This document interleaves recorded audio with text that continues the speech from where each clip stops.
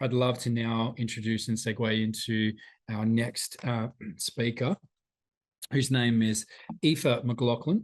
I had to get that pronunciation. I love the origin of names. I'm just a big, forever student when it comes to that. And love to introduce Aoiffe here now. If I could, Aoiffe, just read your bio, if you don't mind. How are you, by the way? I'm well, thank you. How are you, Ben? Good to see you again. I'm well. I'm really well. I'm actually having a lot of fun. I don't know if you can, hopefully you can catch a vibe off me. But yeah, I'm really feeling very full and inspired, grateful, and just feeling a strong sense of reverence for people's experiences. And I guess, well, that's the aim of this event. And it's no different for me as the MC / just being in witness of everybody. So it's been wonderful. Aoiffe works for the Mental Health Commission of WA in prevention services and is a lived experience speaker for the West Australian Association for Mental Health, or WAAMH. She's passionate about sharing her lived experience of drug and alcohol addiction and the challenges she faced on that journey. Spending 25 years in the cycles of active addiction, Aoiffe wants to increase awareness that addiction knows no boundaries and recovery is possible. She works a strong program in recovery, staying connected to her peers, supporting others, and mentoring women to live clean and sober lives.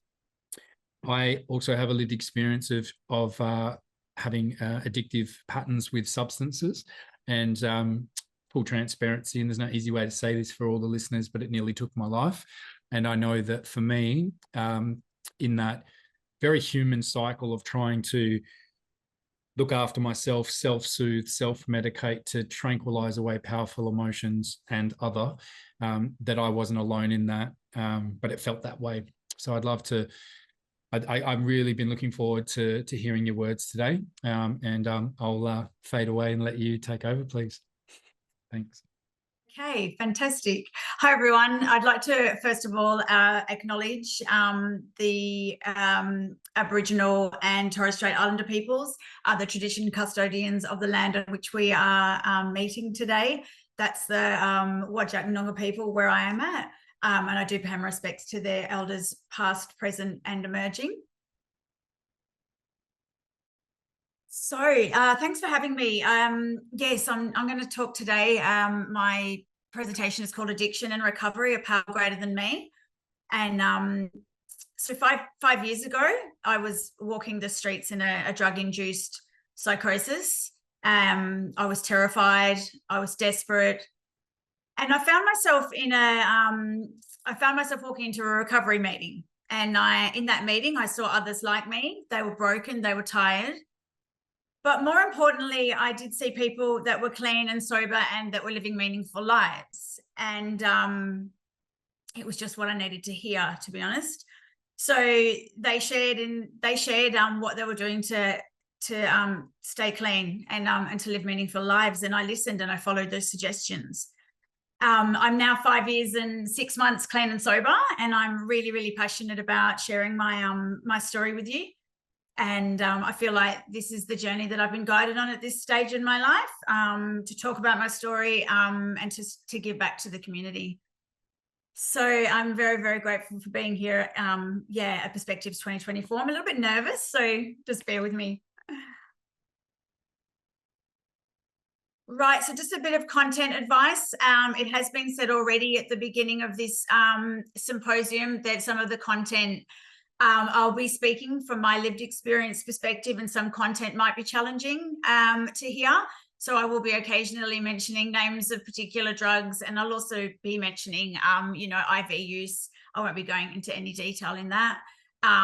Just please look after yourselves and seek support if it does bring any distress. I'll also, throughout my presentation, be referring to addiction sometimes as the disease of addiction.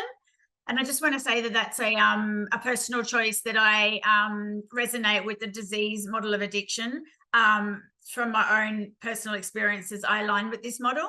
So it assists me to name it as well. If I can name my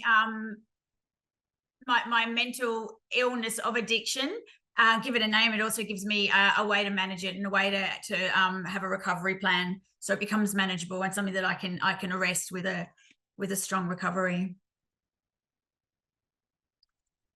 All right, just here to share with you today my personal experience of drug and alcohol addiction and the challenges that I faced on my journey.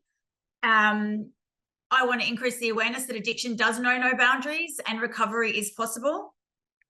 I want to share my experience, my strength and my hope, and how I keep myself well by working a strong recovery program. And also just my ongoing gratitude and my connection to my higher power of my understanding. I've heard that already mentioned here today, and all of the gifts of life that traveling this journey has given me so far.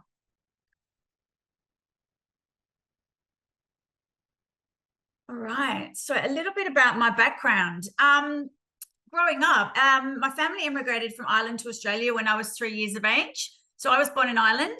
We came out, my mum, my dad and my brother, to Queensland. I guess I had a life that I didn't really want for anything. My parents brought us out to Australia so we could live a better life and have more possibilities and have successes. We lived in good neighborhoods. I went to good schools. And I had everything that I needed. I really did. Unfortunately, my parents didn't have a very happy marriage themselves. There was a lot of fighting between them, quite a bit of tension, dysfunction in the house, and a bit of fear as well.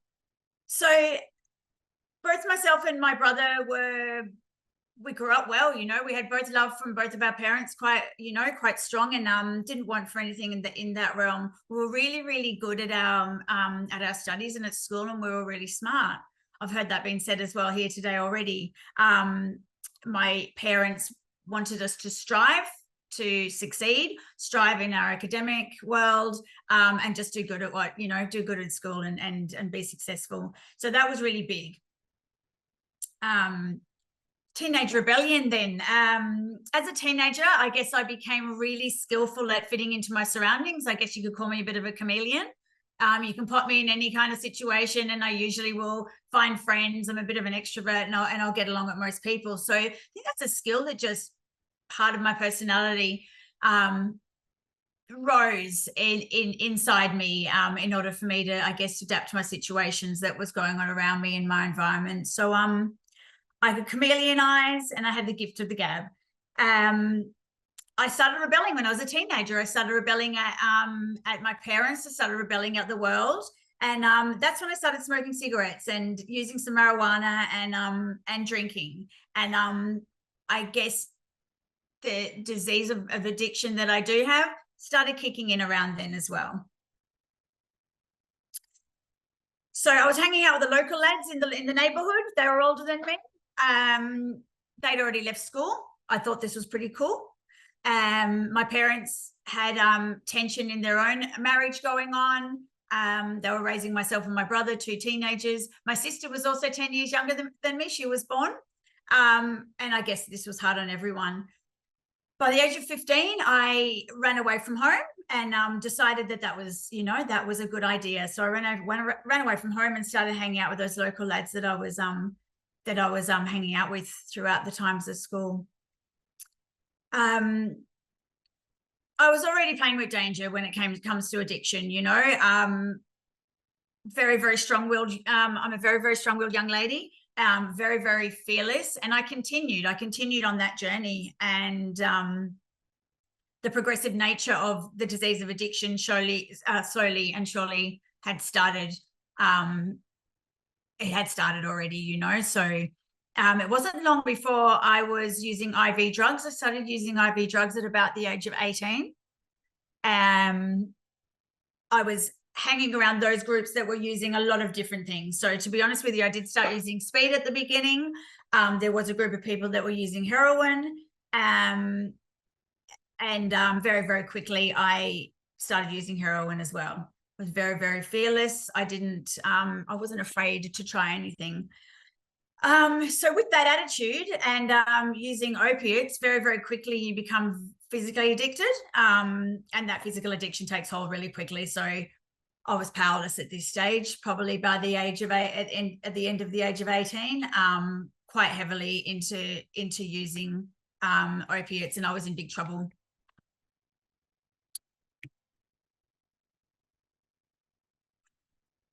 Okay, so this slide just shows a lot of different things that I tried to get myself out of the cycle of addiction. So I guess it's not in any particular order, and they're also not independent of each other, any of these. Right there in the middle, you'll see the word relapse, and yeah, so detoxes. I came back into, like I said before, I ran away when I was about 15, and I'd come back to my parents' house probably at the age of 16 or 17, but I hadn't been using heavily then, and I did run back out. And as I said, I started using opiates. So I came back into my first detox at about the age of 20 years of age, and that was for heroin use. And those detoxes were rapid detoxes. You'd have a rapid detox using naloxone, and you'd be very unwell for quite some time. And then also naltrexone was something that was used as well to sort of block those opiate receptors in the brain. And that would assist with if you did use any opiates that wouldn't work, and that does work. That treatment does work. I returned home to my parents. They'd pay for my detoxes. They'd sometimes pay for my partner's detoxes in order to try and keep me home and get me home to get me better.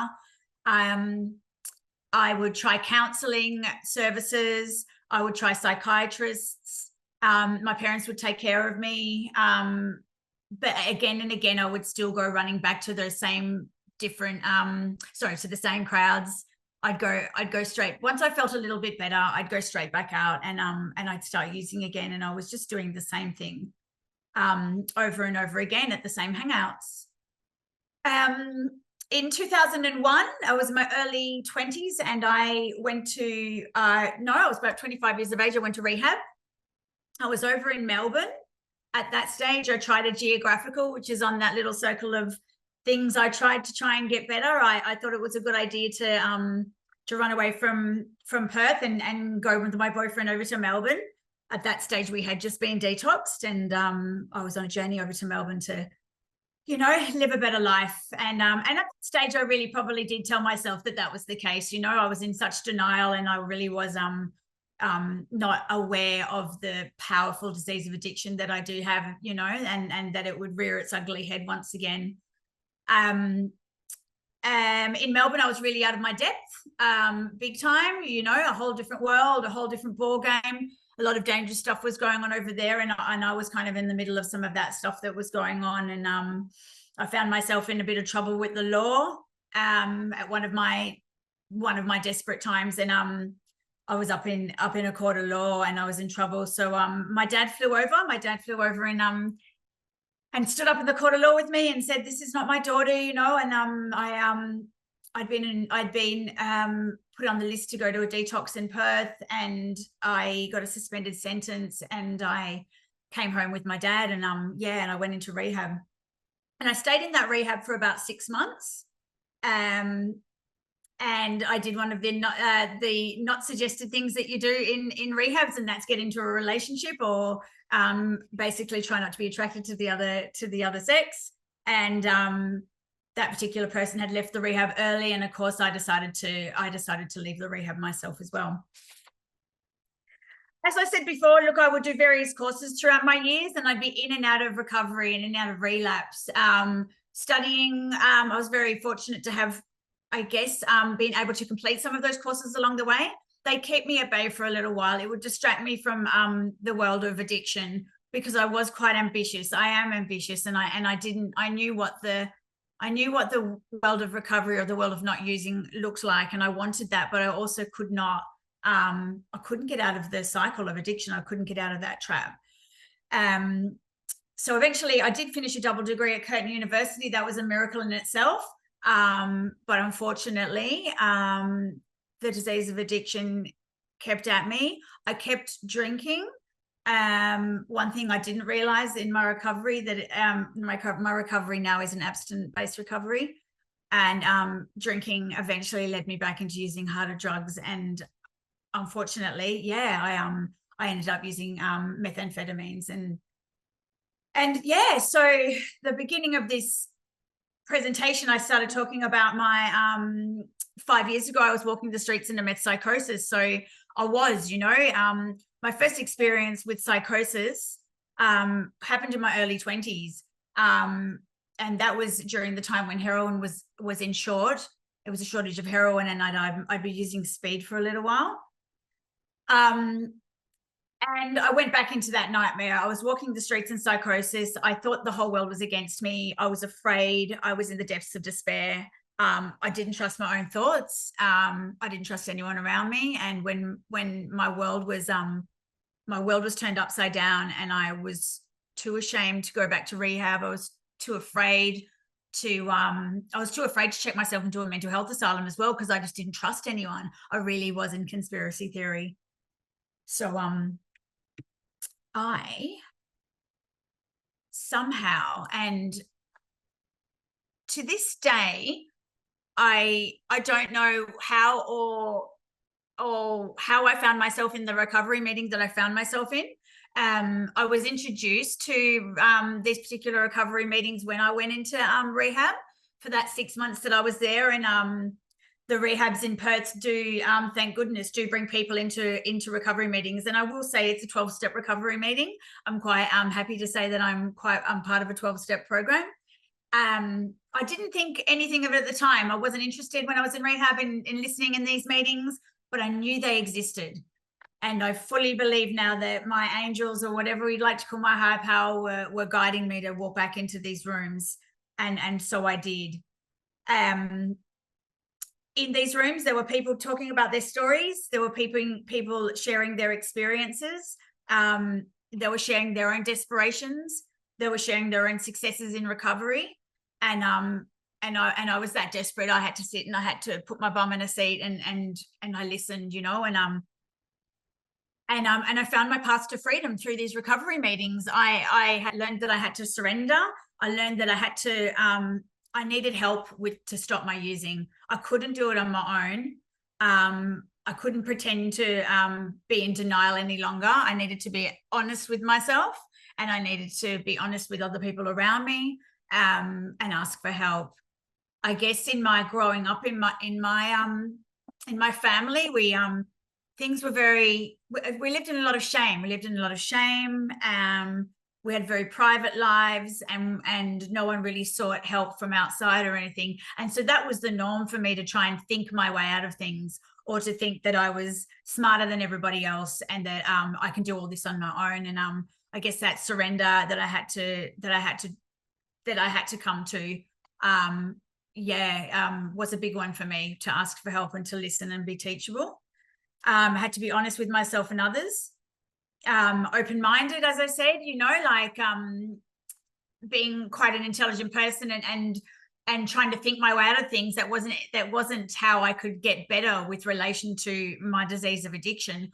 I had to come to the conclusion that I knew nothing about this. I knew nothing about recovery, and had to listen to those people that had actually gotten better themselves and had years clean up. And so in my willingness, and brought me down to my knees and brought me into humility, and follow directions from others. And that meant in these recovery meetings was actually asking for a sponsor and asking somebody to help me and guide me along my journey,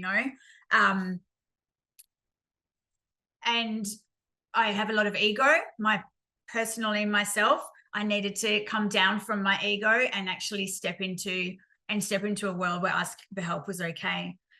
And I also had to step into a world where stepping outside of my own brain and my own self as well, being very self-obsessed. As an addict, we talk about this in the rooms that I do my recovery in. I needed to come into some gratitude and find a source of strength and a source of faith. And to me, that started with gratitude. This was the beginnings of me finding my higher power to a certain degree. I was stepping outside of myself and being grateful for everything that I had in my life and around me, and that I was given, and the journey that my parents took in order just to get to Australia, in order to give us a life beyond our wildest dreams that we really tried to achieve for. And so I just had to start with a few things of gratitude, and just be grateful that I had 2 feet. My mental health was reasonably well. I had a roof over my head. I had food in my belly, and just those basics. And with all of that said, then the importance of having a higher power really sort of, I felt it in my heart and my soul rather than just thinking about it in my head. And it's an action program, you know. I needed to put one foot in front of the other. I needed to do what everyone else was doing, even if I didn't believe in it at the start, and continue on that journey. And by the grace of by the grace of my higher power and the grace of the program that I put myself into, I find myself here now today, you know, 5 years and 6 months later. So I'm just going to talk about my recovery toolkit now, and I guess how I manage my life and how I manage my environment in order for me to stay clean and enjoy life, you know. This is one of the slides that I use in one of my presentations that I do now for the WA Association for Mental Health. But this is what keeps me clean. It really is what keeps me clean. We're creatures of habit. I'm a human being, and I'm also an addict in recovery. So I need structure in my life. I need structure in my life, and I need to know what I'm doing on a daily basis. It is only one day at a time, but I need to have plans, and I need to know what I'm doing tomorrow in order for me to continue on in my recovery. One of the main things, so all of these elements here, my recovery is abstinent based. It's 5 years, 6 months, and a few days ago, my clean date, I walked into those meetings and I haven't had a drink or a drug since. And I had to really embrace that and come to the conclusion through listening to others, and just come to the conclusion in my life from all of the evidence in my past that I really can't even afford to even give that another go. I will never, as far as I would like to say, I'll never have another drink in my life. Every time I had a drink, the evidence showed very quickly that it brought me straight back into using harder and heavier drugs. And alcohol is a drug, and it will eventually lead me to using other things. I do regular recovery meetings. I do about 2 or 3 recovery meetings in a week. Peer support is in there as well. Like at the end, this has been a major theme across this whole across the whole symposium, is the therapeutic value of one person helping another who's actually been through the same thing is absolutely without parallel. And that's what I heard when I first came into recovery meetings, and I've heard this as well here in this during the symposium, is the peer support is the foundation, and is paramount when it comes to one person helping another and one person's journey.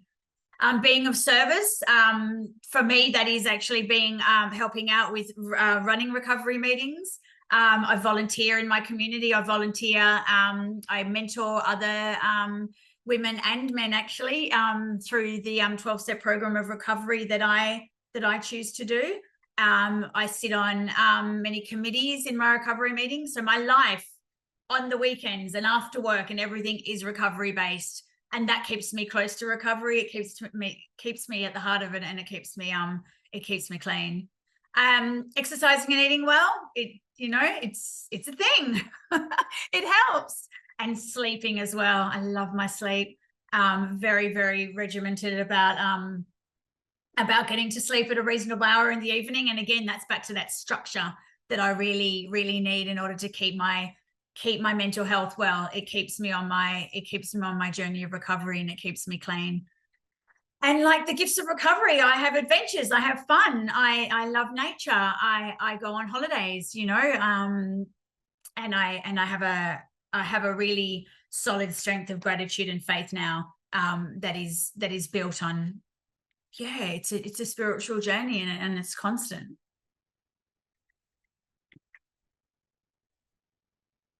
So where am I now? Oh, look, it's gone a bit glitchy. Life now. That's me swimming with a whale shark up in Exmouth. I went up there on a beautiful holiday with my sister a few years ago, and I've just become a mermaid actually ever since I've been into recovery. I love snorkeling. Try and do a snorkel wherever I go, and try and discover that magical world of the underwater. But more importantly, I have freedom to choose now. So if I put a drug or a drink into my body, I lose my freedom of choice immediately. My disease of addiction rears its ugly head. It takes over my thoughts, and from the evidence from the past of 25 years of addiction, I will eventually put a needle in my arm and my life will be taken over again by drugs. And I think it was said earlier as well by Ben, it's a matter of life and death. For me, it's a matter of life and death. There are many, many people that I've lost and along the way as well. And many people that we lose in our recovery rooms, they go out and they start using again. And unfortunately, they don't come back from that journey. So my freedom to choose and my freedom to make a choice for living is very real. I have connection with others in recovery. I have connection with peers. I have connection with others that talk about their lived experience. Who would have thought that I could do this? This is amazing. My career is taking off, and I have choices in that area. I have my health, I have my well-being, and I have a journey and a life of adventuring to continue.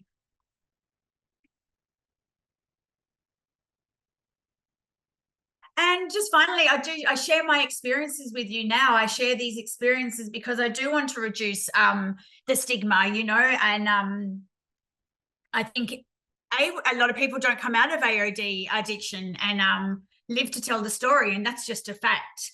And I think that's, we live in a world that we still are judgmental, and there is still stigma attached to that. Drug user, the junkie, all of those words still come to people's minds. Let's not pretend they don't, and I want to say that addiction knows no boundaries. People from all places, creeds, races, affluence are caught in cycles of addiction. And the people that work beside us in society, we don't even know they might be caught in this cycle of addiction. I want people to know that recovery is possible. I want people to know that relapse is a huge part of recovery. My whole journey up until when I walked into those recovery rooms 5 years ago was a journey of relapse and recovery, and that was 20 odd years of that. So it's very, very normal to relapse, and we mustn't be judging people on that as well. And look, I'm just really passionate about empowering and encouraging others just to not be afraid and to not be judgmental, and to really encourage all those people around you that might be struggling, that there is hope.